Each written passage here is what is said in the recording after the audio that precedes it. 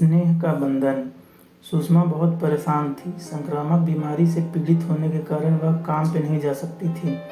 जब भी वह कुछ पढ़ने की कोशिश करती, उसकी आंखों से आंसू बहने लगते। वह टीवी भी नहीं देख पाती थी, क्योंकि ऐसा करते ही उसके पलकों में अंदर की ओर जलन शुरू हो जाता था। जब उसे कुछ समझ में नहीं आया कि वह क्या करे, तो उसने अपनी आंखें बंद कर ली और जबरन सोने चली गई। उसके दादाजी टॉर्च से उसकी आंखों की जांच कर रहे थे। उनका दयालु चेहरा उस पर गुस्सा कर रहा था। सुषमा, मेरी प्यारी बच्ची, इन आई ड्रॉप से काम नहीं चलने वाला। क्यों दादाजी? दादाजी ने उसकी बाईं हथेली को पकड़ते हुए अपने गठीले उभरी नसों वाले हाथों के बीच में दबाया और मुस्कुराकर चेतावनी देते हुए बोले, मैं तुम्हारे संक्रमण से ज़्यादा आई ड्रॉप्स को लेकर चिंतित हूँ। कॉर्टिसोल का इस्तेमाल कभी मत करना, कभी नहीं, यह बात याद रखना। इसके साथ ही दादाजी कमरे से चले गए। सुषमा की आंखें अचानक खुली। वह केवल यह देख सकी कि पीले पर्दे के पार दोपहर की धुंधली रोशनी है।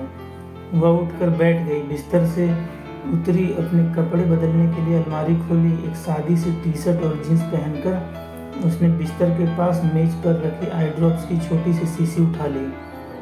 उसने बिस्तर पर पड़ा अपना हैंडबैग उठाया और शीशी उसके अंदर रख ली। 10 मिनट से भी कम समय में वह अपने फ्लैट से निकल चुकी थी। उसने एक ऑटो रिक्शा किया और नेत्र विशेषज्ञ के क्लिनिक की ओर चल पड़ी। 1 घंटे बाद डॉक्टर विनय उसकी आंखों की जांच कर रहे थे। डॉक्टर ने पूछा, क्या आपने डॉक्टर की सलाह के बिना खुद ही कोई दवा इस्तेमाल की थी? सुषमा ने अपने हैंडबैग का सामान खंगाला और वह शीशी डॉक्टर के सामने रखते हुए बोली, नहीं, यह दवा मुझे एक दूसरे डॉक्टर ने लिखी थी। डॉक्टर विनय ने वह शीशी उससे ले ली। डॉक्टर ने शीशी के कंटेंट्स की जांच की। उनके मुंह से स्वतः ही ओह निकल गया, परंतु सुषमा इससे चिंतित कम जिज्ञासु अधिक थी। वह यह जानना चाहती थी कि आखिर बात क्या है। डॉक्टर ने अपने आश्चर्य को ऊंची आवाज में व्यक्त करते हुए कहा, मैं यह समझने में असमर्थ हूँ कि कोई विशेषज्ञ आंखों के इन्फेक्शन के लिए हाइड्रोकोर्टिसोन कैसे लिख सकता है। सॉरी, डॉक्टर विनय ने अपने हाथों से इशारा करते हुए उसे स्थिति से अवगत कराया।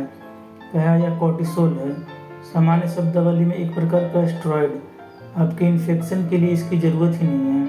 आपको तो सिर्फ कंजक्टिवाइटिस है। Let's change the medicine, okay. आधे घंटे बाद सुषमा वापस अपने घर की बैठक में आ गई।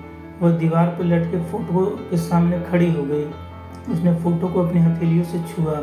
दादाजी की वही दुलार भरी मुस्कान और उनका बेदाग सफ़ेद कोट दोनों हमेशा की तरह ही जगमगा रहे थे। सुषमा हमेशा अपने दादाजी को अपने साथ ही महसूस करती है। अगर ये कहानी आपको पसंद आए तो चैनल को सब्सक्राइब जरूर करें। वीडियो देखने के लिए धन्यवाद।